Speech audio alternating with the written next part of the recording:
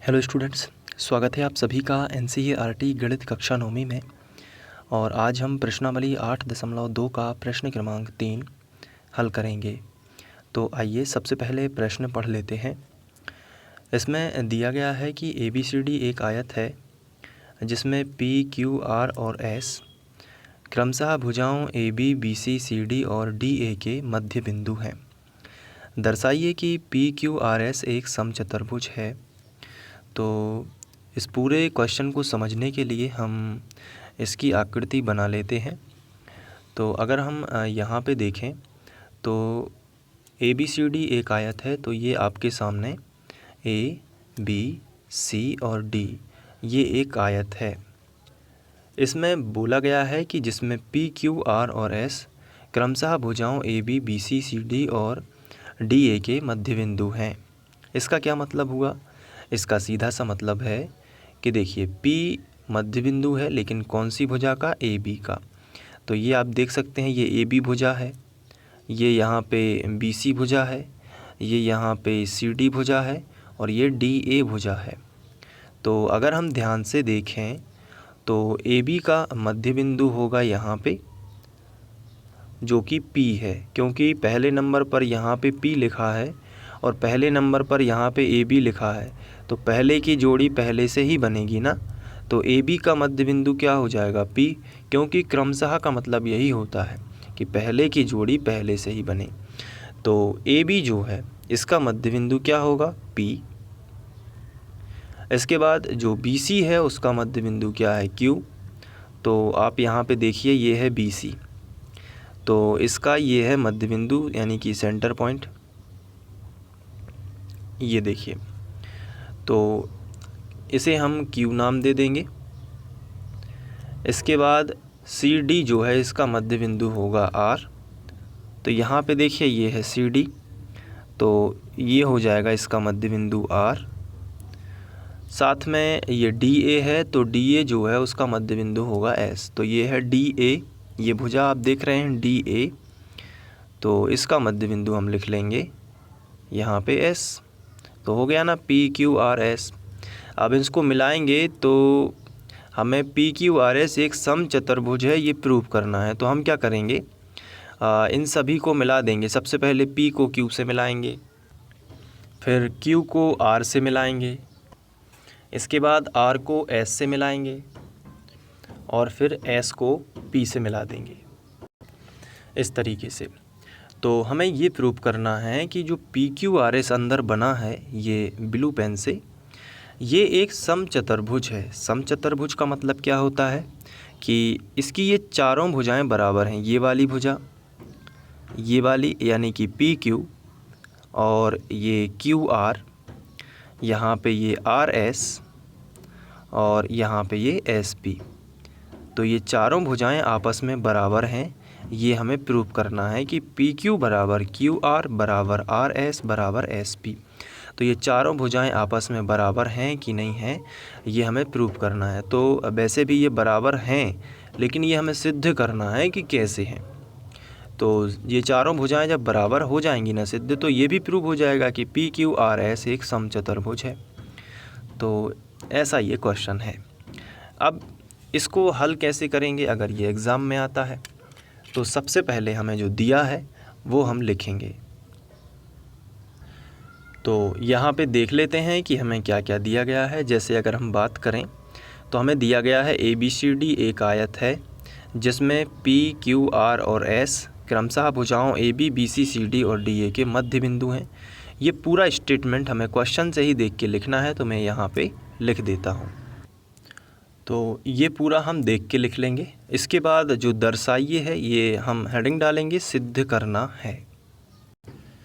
और इसमें हम यहाँ से देख के ये पूरा PQRS एक समचतुर्भुज है, ये पूरा हम यहाँ पे लिख देंगे। तो ये सभी चीज़ें हम क्वेश्चन देख के ही लिख लेंगे, तो इसमें कोई भी आपको दिक्कत नहीं होगी ये लिखने में। इसके बाद अब हमें इस क्वेश्चन का सॉल्यूशन असल में करना है कि कैसे हम इसको सॉल्व करेंगे। तो सबसे पहले हम उपपत्ति हेडिंग डालेंगे। ये देखिए, इसे हम इंग्लिश में प्रूफ भी कहते हैं। और हमारा उद्देश्य क्या है कि हमें ये भुजाएं जो हैं वो बराबर सिद्ध करनी है कि पी क्यू क्यू आर और आर एस। तो यहाँ पे हमें एक रचना करनी होगी। और रचना क्या होगी कि सबसे पहले हम एक विकर्ण खींचेंगे बी डी, उसके बाद हम एक दूसरा विकर्ण खींचेंगे ए सी। तो उपपत्ति में हम रचना करेंगे सबसे पहले, और वो रचना क्या होगी कि बी को डी से मिलाया, ये हम लिखेंगे। बी को डी से मिलाया। तो जैसे ही हम बी को डी से मिलाएंगे तो मैं सबसे पहले मिला देता हूँ। तो यहाँ पे हमने बी को डी से मिला दिया है। तो ये एक आयत का विकर्ण होगा बी डी, क्योंकि ए बी सी डी तो एक आयत है। तो इसके बाद अब हम इसको आगे सॉल्व करेंगे। तो सॉल्व करने के लिए हम एक त्रिभुज लेंगे ए बी और डी। ये त्रिभुज ले रहे हैं हम ए बी डी। तो इस त्रिभुज को यदि आप ध्यान से देखें तो मैं आपको बता दूं, ये वाला त्रिभुज दिख गया होगा आपको, ये वाला पूरा एरिया ए बी डी दिख रहा है ना, ए बी डी। ठीक है, मैं इसको थोड़ा सा डार्क कर देता हूँ। ये जो डार्क हिस्सा है ना, ये त्रिभुज हम ले रहे हैं। ये देखिए, ये वाला। तो ये डार्क हिस्सा जो है ये हमारा त्रिभुज रहेगा ए बी डी। ये देखिए, तो हम वही त्रिभुज लेंगे, त्रिभुज ए बी डी में। ठीक है, अब इसमें हमें क्या करना है, त्रिभुज की एक दो भुजाएं हमें दिख रही हैं, एक है ए बी और दूसरी है ए डी। इसमें ए बी का मध्य बिंदु पी है और ये जो ए डी है ना, इसका मध्य बिंदु क्या है, एस है। तो हम यहाँ पे लिखेंगे कि इसमें पी जो है वो ए बी का मध्य बिंदु है, ए बी का मध्य बिंदु है।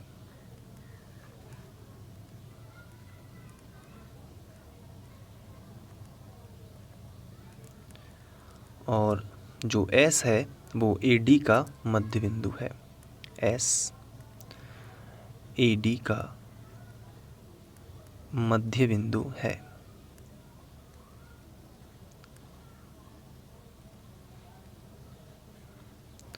तो जब हमने इस तरीके से किया तो यहाँ पे मध्य बिंदु प्रमेय लगेगा।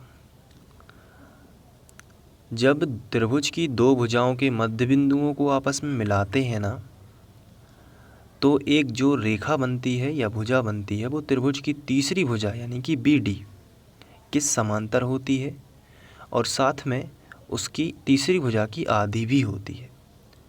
समझ में आया कि नहीं? यदि हम त्रिभुज की दो भुजाओं के मध्य बिंदुओं को मिला दें, जैसे त्रिभुज की एक भुजा ए बी है और दूसरी भुजा ए डी है, तो दो भुजाएं हैं ये त्रिभुज की, और दोनों भुजाओं के मध्य बिंदुओं को यदि हम मिला दें तो एक तीसरी भुजा बनेगी, एक अन्य भुजा बनेगी जो त्रिभुज की तीसरी भुजा जो कि बी डी है, इसके समांतर होगी और इस बी डी की आधी भी होगी, यानी एस पी का मान बी डी का आधा होगा। अगर ये 2 सेंटीमीटर है तो ये बी डी 4 होगी, अगर ये 3 है तो ये 6 होगी, यानी उसकी दुगनी। तो बी डी की आधी कौन होगी, ये एस पी, छोटी होगी मतलब। तो हम यहाँ पे लिखेंगे कि एस पी जो है वो समांतर होगा किसके, डी बी के या बी डी के। ये देखिए, एस पी जो है वो बी डी भुजा के समांतर है तथा जो एस पी है ना, इसका मान बी डी के बराबर नहीं है बल्कि उसका आधा है। बी डी का आधा यदि कर दिया जाए, ये जो बी डी आपको दिख रही है ना, यदि बी डी का आधा कर दें तो वो एस पी के बराबर हो जाएगी। तो यहाँ पे हमने यही लिखा है। और ये कहाँ से आया? तो ये आया है मध्य बिंदु प्रमेय से। कहाँ से आया? मध्य बिंदु प्रमेय से। इसको हम कथन एक, स्टेटमेंट फर्स्ट या फिर समीकरण एक कुछ भी बना सकते हैं। तो हमने इसको समीकरण एक बना दिया। तो ये त्रिभुज हमने लिया तो हमें ये पता चल गया। अब हम ये वाला त्रिभुज ले लेंगे, बी सी और डी। तो अब पुनः चित्र से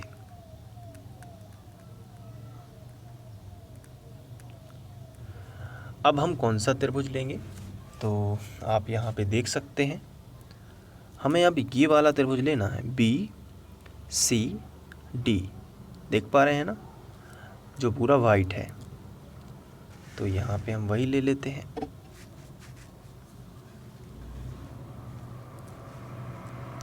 त्रिभुज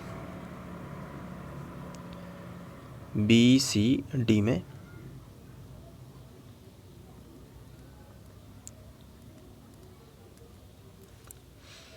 वैसे ही लिखेंगे कि त्रिभुज अगर है तो इसकी एक भुजा कौन सी है, ये देखिए। त्रिभुज की एक भुजा है डी बी और दूसरी भुजा है बी सी। आप देख रहे हैं ना, इन दोनों के मध्य बिंदु पी और क्यू हैं। तो अपन को यहाँ पे इस तरीके से लिखना है कि जो क्यू है वो बी सी का मध्य बिंदु है और जो आर है वो डी सी का मध्य बिंदु है। तो लिखेंगे कि जो क्यू है कॉमा बी सी का मध्य बिंदु है।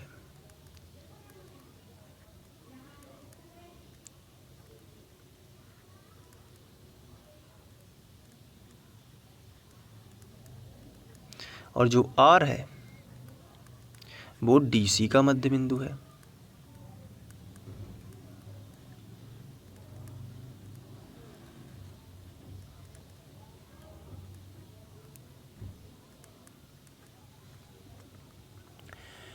तो यहाँ पे भी मध्य बिंदु प्रमेय लगेगा।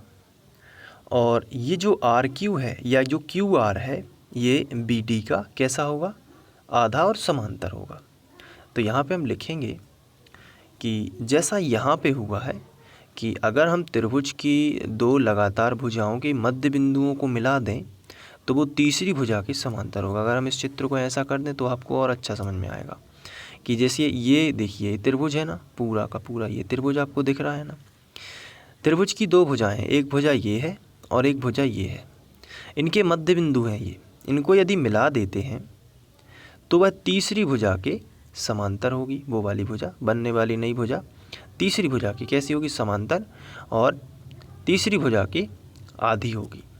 तो बस वही चीज़ है यहाँ पे।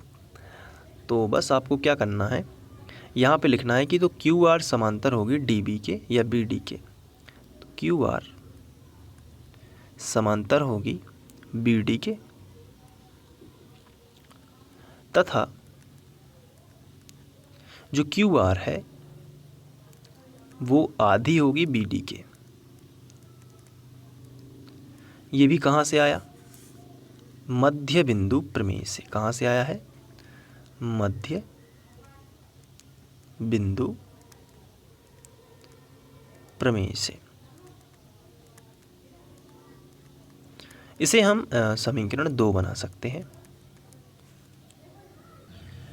इसके बाद हम यहाँ पे ये चित्र रख लेते हैं और एक दूसरा विकर्ण खींचते हैं AC, क्योंकि हमें ये दोनों भुजाएं तो बराबर मिल गई हैं।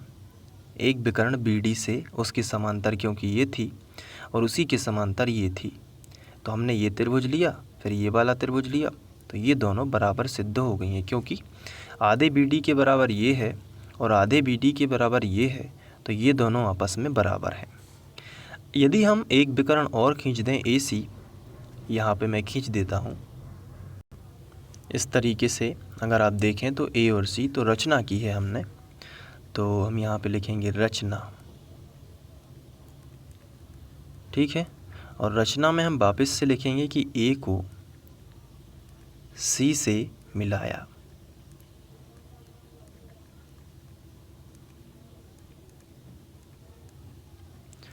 और जब हमने ए को सी से मिलाया तो एक त्रिभुज ये बनेगा इस तरफ वाला, ये देखिए पूरा, और एक त्रिभुज इस तरफ बनेगा।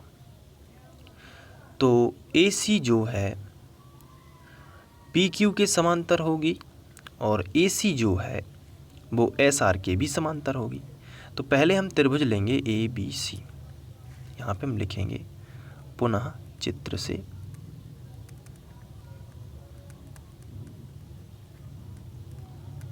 त्रिभुज ए बी सी में अगर हम चित्र की बात करें तो ए बी सी अगर हमने त्रिभुज लिया है तो इसमें ए बी भुजा का मध्य बिंदु क्या है, पी है, और बी सी का मध्य बिंदु क्या है, क्यू है ना। तो हम यहाँ पे लिखेंगे, क्योंकि ये त्रिभुज की लगातार की दो भुजाएं हैं, हमने जो त्रिभुज लिया है आप देख सकते हैं इसमें त्रिभुज की लगातार की दो भुजाएं हैं, ए बी और बी सी। तो यहाँ पे लिखेंगे कि जो पी है वो ए बी का मध्य बिंदु है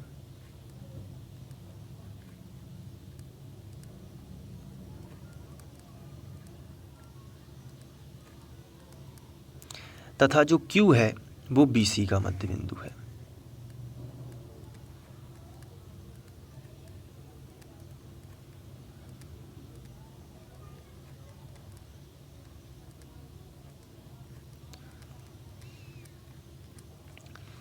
तो पी क्यू जो है, अगर त्रिभुज की दो भुजाओं के मध्य बिंदुओं को यदि आपस में मिला दिया जाए तो वह त्रिभुज की तीसरी भुजा के समांतर होता है तथा उसका आधा होता है, तीसरी भुजा के ही आधा होता है।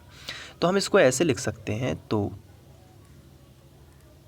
जो पी क्यू है, ये जो पी क्यू है ये ए सी के समांतर हो जाएगा, पी क्यू समांतर ए सी, तथा जो पी क्यू है वो ए सी का आधा हो जाएगा, यानी 1/2 ए सी। और ये कहाँ से आया, ये आया है मध्य बिंदु प्रमेय से। कहाँ से आया, मध्य बिंदु प्रमेय से। अब ऐसी स्थिति में इसे हम स्टेटमेंट नंबर 3 दे सकते हैं। इसके बाद हम ए सी से ही रिलेटेड त्रिभुज इस तरफ वाला लेंगे, ये वाला ए डी सी में, ए डी सी। तो हम यहाँ पे लेंगे पुनः त्रिभुज, पुनः चित्र से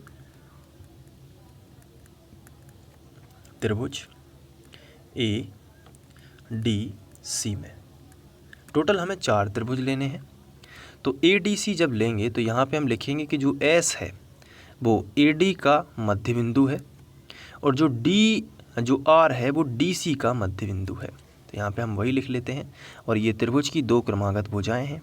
इस त्रिभुज की यदि हम बात करें, ये वाला त्रिभुज, तो एस और आर, तो लिखेंगे एस ई डी का मध्य बिंदु है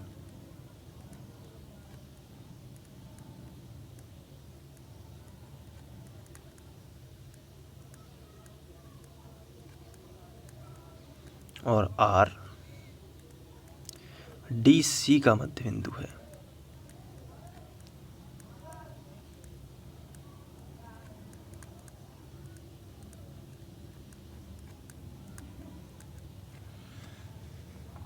तो इस हिसाब से यदि हम त्रिभुज की 2 भुजाओं के मध्य बिंदुओं को मिलाते हैं तो वह तीसरी भुजा के समांतर होता है, यानी एस आर समांतर होगा ए सी, समांतर है ए सी, तथा जो एस आर है वो किसके बराबर है, यहाँ पे वो आधे ए सी के बराबर होगा। किसके बराबर होगा, आधे ए सी के, यानी कि जो ए सी है इसका आधा होगा एस आर। और इसे हम बना देंगे स्टेट, ये तो पहले आया है मध्य बिंदु प्रमेय से, तो यहाँ पे हम लिखेंगे मध्य बिंदु प्रमेय से। और इसे हम बना देंगे चौथा स्टेटमेंट। अब आगे इसको सॉल्व करते हैं। अगर हम चित्र में ध्यान से देखें तो AC और BD ये दोनों क्या हैं, आयत के विकर्ण हैं, और आयत के विकर्ण आपस में बराबर होते हैं। तो हम लिखेंगे चूँकि AC और BD आयत के विकर्ण हैं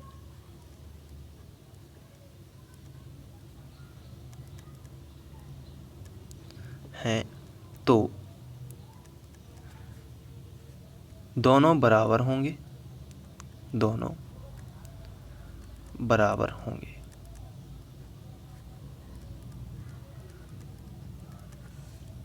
इसका मतलब क्या हुआ कि AC BD के बराबर होगा, AC बराबर BD। अब यदि हम दोनों में 1/2 का गुणा कर दें, दोनों पक्षों में 1/2, क्योंकि आधा AC है हमारे पास और आधा BD है। अगर आप देखें तो यहाँ पे देखें आधा BD है हमारे पास समीकरण 1/2 में, यहाँ पे देखिए आधा BD समीकरण 1 में है और आधा BD समीकरण 2 में है, और समीकरण 3 में आधा AC है और समीकरण 4 में आधा AC है। तो इसलिए हम जानबूझ के दोनों पक्षों में 1/2 का गुणा करेंगे, यानी आधे का गुणा करेंगे। दोनों पक्षों में 1/2 का गुणा करने पर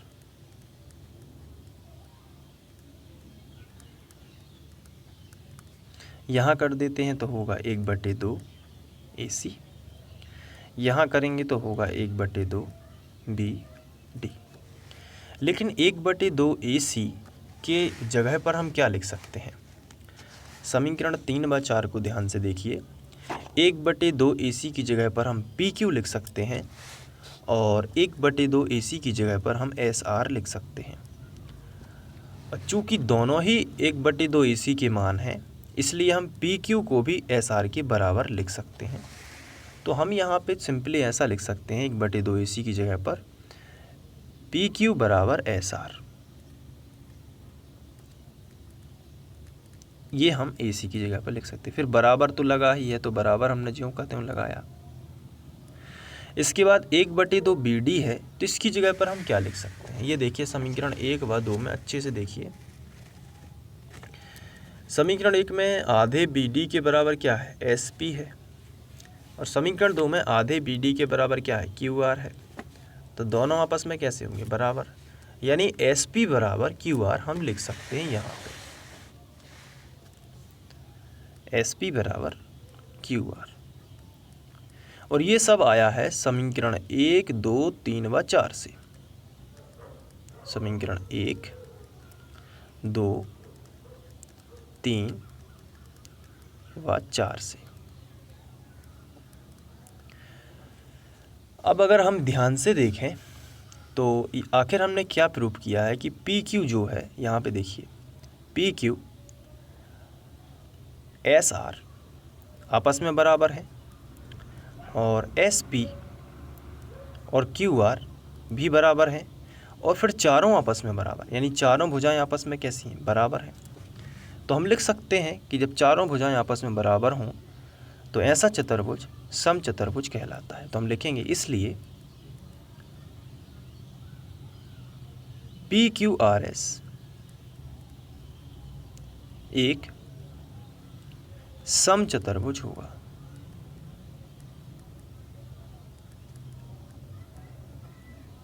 क्योंकि क्या है, क्योंकि चारों भुजाएं बराबर हैं। तो यही हमें सिद्ध करना था, तो हम लिखेंगे सिद्ध हुआ। तो इस तरीके से इस क्वेश्चन को सॉल्व करना है। आप चाहें तो इसे नोट कर सकते हैं, और इसके लिए मैं आपको यहाँ से स्क्रीनशॉट दे देता हूँ। यहाँ पे आप चित्र बनाइएगा, तो ये वाला आप यहाँ पे चित्र बना लेंगे और आप एक एक करके वीडियो को पॉज करके नोट कर लीजिएगा।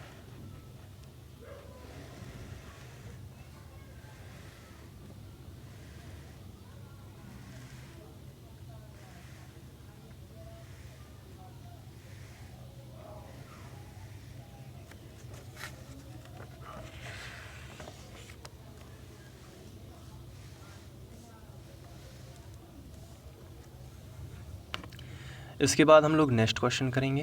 Thank you.